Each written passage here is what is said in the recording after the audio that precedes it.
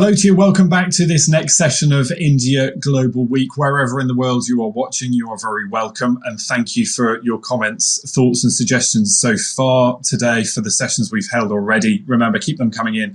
Either use the question and answer box on the page, or you can use the hashtag #BeTheRevival, a reminder there at the top right of your screen. Now, we've talked about finances, we've talked about technology, we've talked about COVID, but let's talk about India's place on the world manufacturing map. The COVID crisis, of course, throwing supply routes, import and export routes into sharp focus. Some countries, it appears, are overly dependent on others for their supplies and their imports. And so now many companies are also recognizing the need to diversify their risk, to rebalance where they get their raw materials, supplies or components from. Now, India is pretty well placed to be able to attract some of that new business. So can the country rise to the challenge? Can it fill the demands of firms that are looking to move away from China and perhaps set up elsewhere? So the man to lead us through this next discussion is Alpesh Patel. He's International Trade's Global Entrepreneur Director at Dealmaker. Alpesh, as always, it's good to see your familiar face. You're going to introduce your panel and I'll hand over to you. Thanks very much indeed, Ben. The expertise with which you talked about India, you could be Indian. Right, now we're going to have Josh join us shortly, but first I'll introduce the other two panel members. We've got Bala, who is head of the corporate bank Citi for South Asia. He's also been instrumental in ensuring corporate business houses and public sector corporations, MNCs, get access to the kinds of capital that they need to grow. Over his 22 years of banking, he has managed a corporate loan book of $25 billion. And if India is going to be a big manufacturing hub, he's going to be called on to serve in that capacity even more so.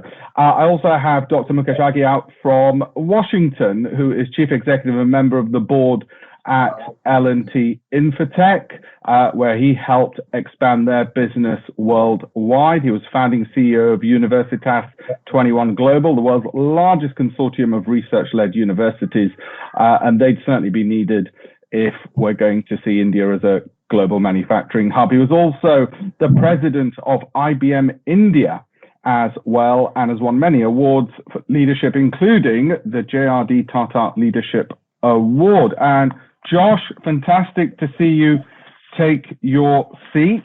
Hopefully you'll be able to hear us as well. Let me introduce you as well. Josh is the managing director and country head for one of the largest electronic firms, one we'll all have heard of. It's $200 billion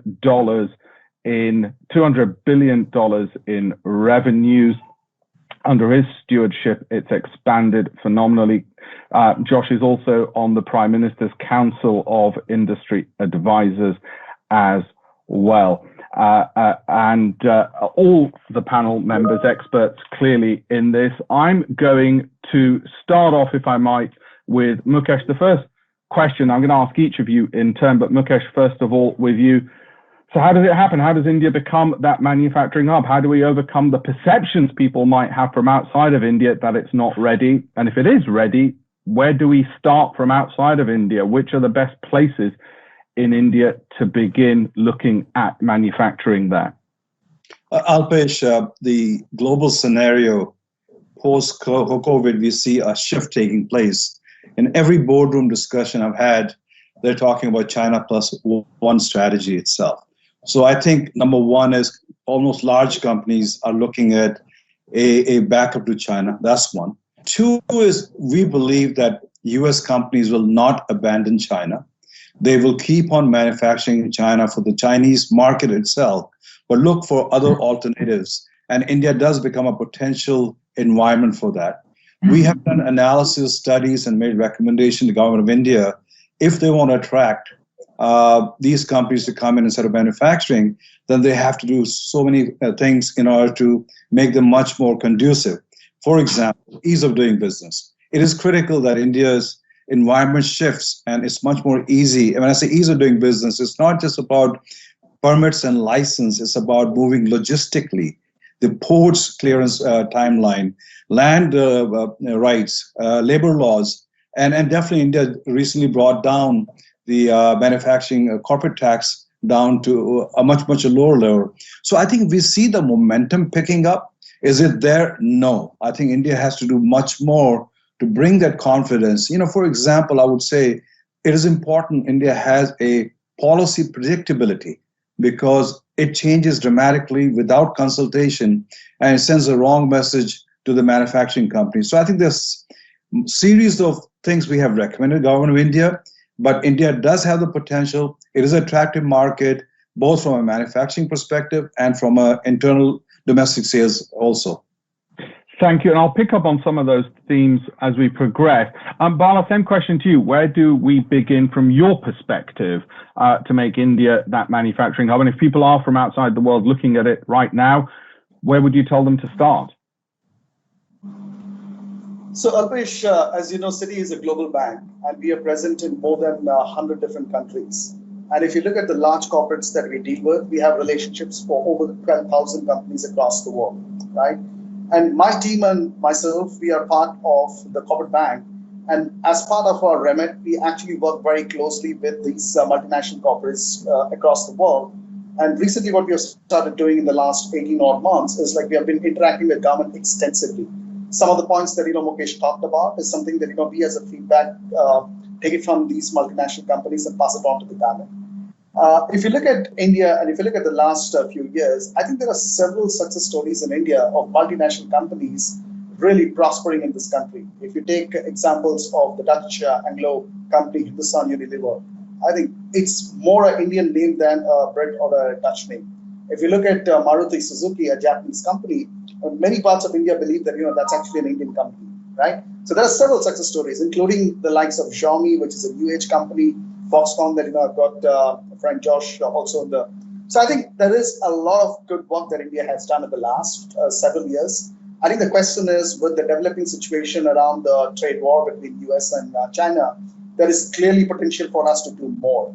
And I think what we are doing to basically make sure that, we are showcasing India as a potential opportunity is we have done a series of roadshows over the last several weeks across the key FDI destinations, which are a big investor into the country, to try and showcase India and the changing face of India and how India can actually be one country which can be part of the China Plus One strategy. And honestly, if you ask me, the receptivity is very, very strong. People fully appreciate the fact that, it's a very large market. It's a very young demographic. It's a big consuming population. The income levels are steadily increasing by the year. And if you have to put a business in India, you basically need to innovate products which are specific to the local requirement, which is the recipe for a long-term success for any businesses in India. And that's something that many multinationals are fully aware of. And they're actually thinking about that when they look at India's story. Thank you. And again, I'll pick up on some of those themes as we go through. Josh, to you, again, this issue of India becoming a leader, what do you see as the biggest obstacles at the moment and how do we overcome them? Good morning, good afternoon, everybody. And I think I have to say that I'll echo many things Bala said. In many ways, India is already a global manufacturing hub. Matter of fact, my previous employer, Nokia, we used to deliver to 110 countries almost 10 years ago. We were delivering mobile phones. We were making about 7 mobile phones a second, back when. So we had a global supply base. The cost was very competitive globally. So really, it's already been done. And then Bala quoted a few more examples, which I also echo. Now, that said, I have to say that, to truly becoming a global hub, I feel that companies need to, I'll pick on what Bala said about local products, local design capability. I think it's 3 elements. I think you need to have design, product integration capability in India.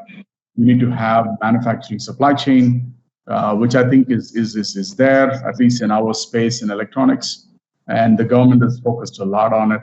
And the third, which is something which India started out well in the 70s and 80s, and then kind of lost track, was the entire capital goods, like the equipment, the process instrumentation, the tooling, to support this industry. So the three items: design, manufacturing, supply chain, and these capital goods, is something which we have been talking in the government task force on how we should in a way drive. Now the good news is that the government is being the new income tax for manufacturing is extremely low, which is 17%, which I think is attractive. At least in our sector, there was a trilogy of schemes, as I call it, PLI, SPECS, and EMC2. There were three schemes rolled out recently by the Honorable Minister for IT and Electronics.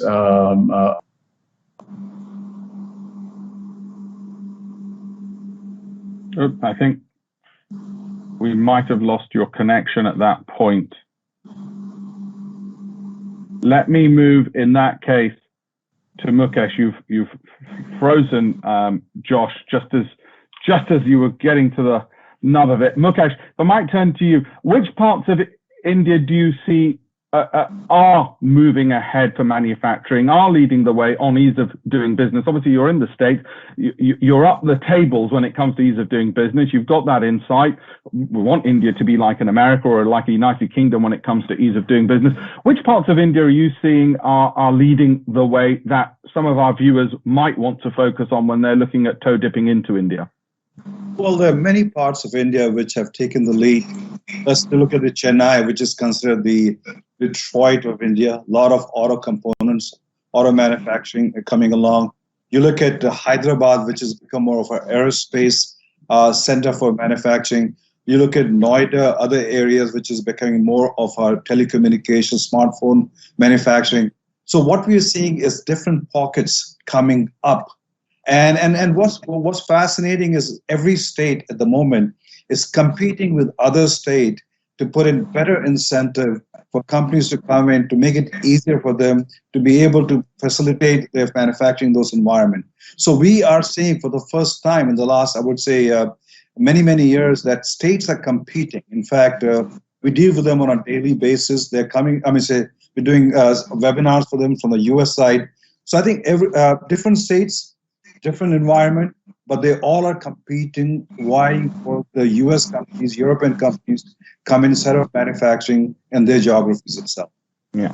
And I certainly know from the UK government's perspective as well, we've been very keen to see British companies not just export, but have those manufacturing bases. Bala, same question to you. Where are you, Citibank, you're going to get a lot of data. Where are you seeing companies doing the best, and what's particularly catching your attention? So you like it or not, the way the industries are getting spread across the country is more in a cluster form. So to just pick on to the point that Mukesh talked about, there are certain states which are attracting certain type of industries, not by choice, but then the fact that one industry came in and then there was a herd mentality where others in the same industry started coming in. So Hyderabad, for instance, is a very large pharmaceutical and healthcare base for the country. And a lot of products that they manufacture is not only for India, but actually gets exported out of Hyderabad into multiple locations across the world. Automobile, Chennai and in and around TN is where there is a reasonable global OEMs which have presence there. And the beauty there is that once the OEM comes in, they basically get in the entire supply chain along with them. So there are two broad hubs, I would say. One is Gurgaon, with Maruti being there for more than 40 years. And Chennai off late in the last 20-25 years, where you have a bunch of manufacturing coming in. Then you move into IT, then you move into aviation, then you move into power. So there are different clusters that is formed. But the point is that there are obviously some states, especially in the eastern part of the country, the northeastern part of the country, and the central part in central India, which basically today is lost out. And I really don't understand why, for the simple reason that if you look at the mineral resources that is present in the country, majority of it is in and around eastern India, right? So I would expect that any large metals and mining company which is looking at putting a base in India should ideally be coming there. Of course, there are issues around environment, there are issues around labor productivity, there are issues around trade unionism. But one thing that is very clear, Alpesh, and which is something that a trend that we are seeing across each and every state that we interact or deal with, is governments are being very, very open to try and see as one of the few things that they're not doing well. And NITI Aayog, for instance, of late, has started putting a lot of stats about different states out in the public domain. And this is basically to name and shame states which are not doing that well, right?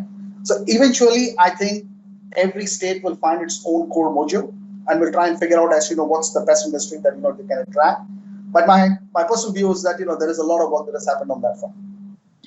Josh, welcome back. Same question to you. Let me just repeat it in case you missed it, which is which parts of India are leading the way? So if I'm from outside India looking at where to go, who's really accelerating away? Where's going to be easier for me to consider manufacturing?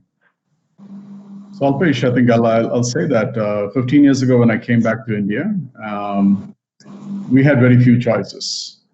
Today there are many more choices, and it really depends on the criteria for your business. I mean, it depends on why your market entry into India is. For some of us, airport logistics may be an important criteria for in and out air freight. Seaport logistics may be an important criteria, right? So that would, in a way, drive a lot of, or in a way, eliminate a few spots, for you. If internal truck logistics is something which is important. So I really feel that I would not say that there is good states and bad states. However, I have to say that the states with which we have had experiences in, the support has been brilliant. Tamil Nadu has been brilliant the last 15 years. I've been here. The state of Andhra Pradesh has been fantastic. We have excellent support. There. Sri City is located in the southern tip of Andhra Pradesh, and we've had a lot of investment which has gone there. And so there are many other states as well, which have been coming in. As Bala was alluding to, I think this comparative thing has really made all the states, in a way, be a little bit more proactive in reaching out to investors outside and offering the right kind of support, for manufacturers to come inside. So yeah. I should also mention, 40 years ago, I used to stand by my father's side as he started manufacturing dyes in Gujarat, and today the company is listed on the Mumbai Stock Exchange, and I can tell you it's in the 80s it was a hell of a lot harder than it is today. So I'm going to give a shout out to my home state of Gujarat as well. Mukesh, you've got the ear now on this platform of Indian government officials, but also you represent a lot of businesses, and you've got the voice of those businesses. So what's the first message? What's the most important message? The one message you'd want to give the Indian government in specifics? What's the one thing they can do which they're not doing to help boost manufacturing in India? One message is policy predictability. It's important that there is a set policies which are lasting rather than being turned overnight, which has an impact on long-term investment. When we talk to companies here, they're looking at billions of dollars of investment. One of the crying need they always say is, why does India keep on changing policy, flip-flopping all the time? And I'll give you a classic example. We encourage a lot of companies to invest in Andhra Pradesh, and change of government, they cancel everything. That sends a wrong message to the investors. Politics are internal. Let's leave it to internal. Make sure they don't impact international investors. And we have a hard time trying to convince them again, hey, listen, that's the right state to go in. It's the best state to go invest. But if you shift that and there's no sanctity of contract, then it sends a wrong message. So I think policy predictability is very, very critical if you're going to attract long-time investors into the country. That's fantastic advice. Thank you. Bala, same thing to you. You represent a lot of business. You see a lot of stuff. What's the one message you would send to the government, the one thing they've got to get right? So, Alpesh, that's a very good question. And consistency in approach is something that, Mukesh actually talked about. That is the number one pain point for most of the investors who are coming into the country. The second one that, we keep hearing almost from every investor is around the fact that the single window approach. And they basically look at examples in ASEAN, because China is in a completely different world in that aspect.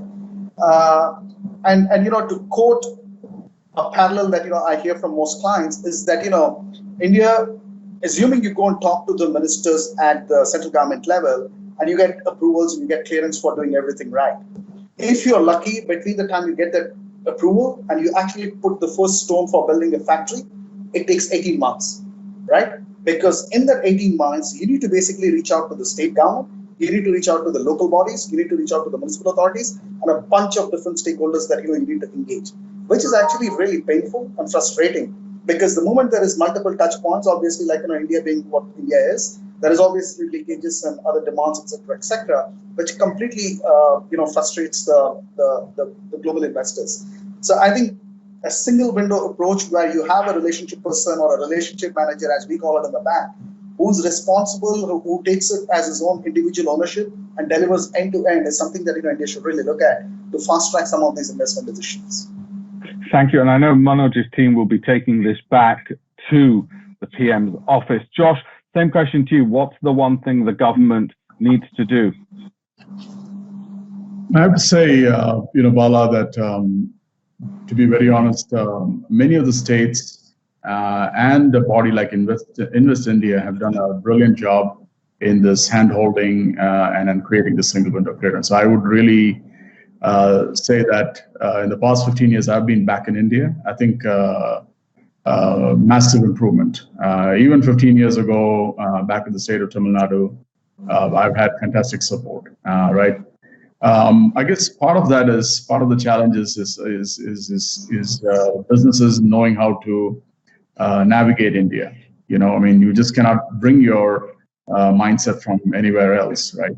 Now, I will say something very differently, regarding what I will take back to the government is India truly has, I think, a very, very good potential, to be a global manufacturing hub. And this is what we believe in the task force. And the reason is because India has true vertical integration capabilities. India has design capabilities in bits and pieces. It's not together. It's not like product integration. India does have a manufacturing supply capability. The automotive industry is a great example. The electronics industry is starting to be a great example. And I can name many more industries. The machine tool industry, the tooling, yes, can be improved. Automotive is doing pretty okay there as well. So my only message to the Indian government is that, set your ambitions a little higher. So, and I think it goes back to what Mukesh says. And I think when you set your ambition, your bar a little higher, then your policy consistency, all these things fall into place. So, India should think like India and not like a much smaller country. And I think it's that will really set India, for the 21st century. And I really believe it is possible. And that would be the message I would take back. Yeah, and I think the timing may well be right with COVID as well, as the world is looking towards India as a hub. Mukesh, look, you've got a lot of members, business members. Where do they start? And I'm going to ask the other two members as well the same question. They're watching this, they're listening to this, they're thinking to themselves, right, we want to enter India. Where do they start? They can, of course, go to the embassy. They can go to the local state government. Where else should they be looking to begin their journey? They could go to Citi, of course, Citibank as well. Which other organizations? Well, I think it's important. Where is the trust and comfort level as a starting point? If it's with your banker, go to your banker. If it's with your consulting company, go to your consulting company. And if you want to go, every state today has a organization which is focused on attracting investment. So reach out to them directly. If not, go talk to Foxconn, for example, understand what is the experience in India, what are the roadblocks and hurdles they went through, what is their advice. So I think there are multiple choices. There's no one touch point. I think make sure that you're talking to multiple touch points and get the best advice and move forward. Okay, thank you, Bal. Same question to you. Organizations, names, specifics you can give where somebody listening to this can say, right, this is on my checklist. This is what I got to get my team to look into. So, Alpesh, I will take example of Foxconn, right? When Foxconn wanted to come into India, the first port of call was City. And I would love to get that calls from many, many, many more multinationals who are coming into the country. That aside, I think it is very important that, you need to approach the right person so that, then they can help you navigate the government, the Reserve Bank in some cases, which was the need for even Foxconn. And as Josh mentioned a short while back, there are two bodies in government which is very, very forward-looking, and they are absolutely open to having any discussion with any investor. One is Invest India, again, and City Alumni who runs that, and the other is MEITY, right? These are two bodies which are basically think tank and who are tasked with the responsibility of trying to showcase India as an investment destination and to understand issues and try and see as to how that needs to be navigated. So I think a bunch of multinational banks as well as some of these government bodies are always there who can be the first port of call. Bala, if they're of sufficient size, how do they get hold of you? I will share. Actually, we have a vertical which is called the multinational. We call it the Global Subsidiaries Group, right? What it means is any MNC company which has operations anywhere in the world, and they are looking at, maybe they're just looking to talk to someone to know more about India. I think this group is basically responsible for that. So they will handle them right from the initial stage, including getting an RBI approval or whatever the case may be, or liaising with the government, all the way to getting the money and starting the plan. So we will share the contact with you. Thank you very much. Now that's incredibly useful. Josh, same question to you. Where should the port of call be? What's on the checklist if I'm a corporate looking at manufacturing in India? I mean, I would, I think, see, most people have a pretty good due diligence process, which they follow. And then I would definitely use the network they already have comfort with. And the US, the India consulates are in fact a great comfort in the countries. But I would, in the last couple of years, I would really say Deepak Ji of Invest India has put together a phenomenal team. And his team is, I think it's the most hardworking bunch I've encountered working. They are in touch with all the state governments. As I said, many of the state governments are now extremely proactive, and all of them have a single window, investment team. And so things, I would really say Invest India would be a great choice to start with. But I would say also use your network. If you do have a known network, somebody you trust, then I would say you can start with that as well. Thank you very much, gents. I'm sure, like me, you've got 15 other web conferences today alone to do. So with that, I'm going to thank each of you, Josh, Mukesh, Bala. Thank you very much for your invaluable advice, and of course, India Inc. for hosting all of this. And I'll give a shout out to say, as well as the organizations you've mentioned, people should look at the Department for International Trade if you're UK based as well, when you're looking at where to set up those manufacturing bases in India. Gentlemen, thank you all very much. I'm going to hand back to Ben at 13:30 UK time on the dot. How's that for timing, Ben? Alpesh, in all the time we've worked together, I think that's the only time you've finished spot on. I am grateful. You're right. Alpesh, thank you. News you can use from Alpesh there as well. Thanks, Alpesh, and all your panel. Really interesting chat. And there's so much more to talk about, but Alpesh is right. A busy session for all of us, and I'm sure many of us flitting between those channels now to make sure that they're watching the session that is right for them. Remember, there are 2 streams running for India Global Week today. There will be 3 tomorrow and at the end of the week, but much more still to come. Stay with us here at India Global Week.